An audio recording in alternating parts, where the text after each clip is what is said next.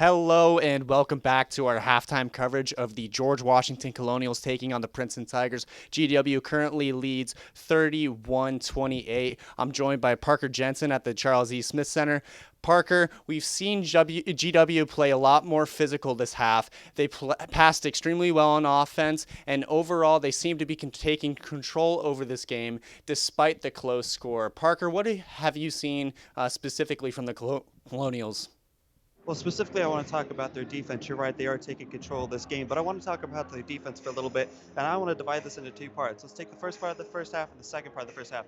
The first part of the first half, they were playing very aggressively. They were playing much more controlled. They were playing great defense. They were getting a lot of blocks, a lot of rebounds, and a lot of turnovers on defense.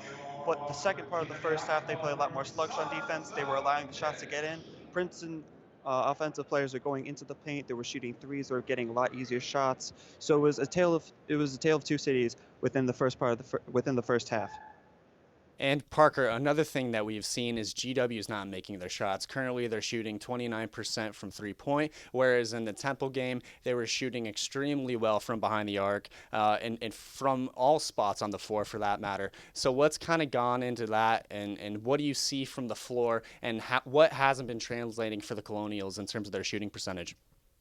Well, there's nothing really in particular. They're simply not making their shots. Princeton's defense has not been playing as well as they should have. They're letting a lot of the Colonials open actually, so they're taking open 3-point shots, and they're just simply not making it. Except for Jair, Jair's taking great shots, whether it's contested or open. But the rest of the Colonials, they're taking open 3-point shots, and like you said, they're only 29% from the three. So there's really no excuse. It's just simply it could potentially be nerves, but they're not making these shots, and it's very important that they make these shots, especially when they're open.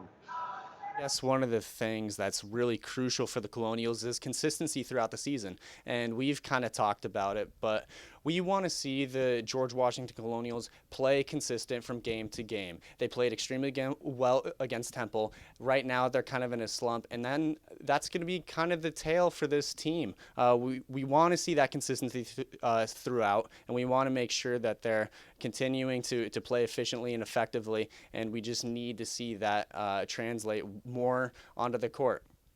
You're right, Cole, especially against Princeton. Temple's a really good team, and they did really well offensively against Temple, but Princeton's not that great of a team. They're 2-5 on the season, and they're not really getting good wins either. So it's kind of unexcusable for GW not to be making these shots, for GW to be playing not as well as they should have. And so you're right, they need to be playing consistently. They need to be playing like they played at Temple, and they're simply not doing that in the first half. So hopefully we can see them improve in the second half, and we will be back with our final coverage once the game is culminated. Thank you, Parker, and we'll see you at the end of the game.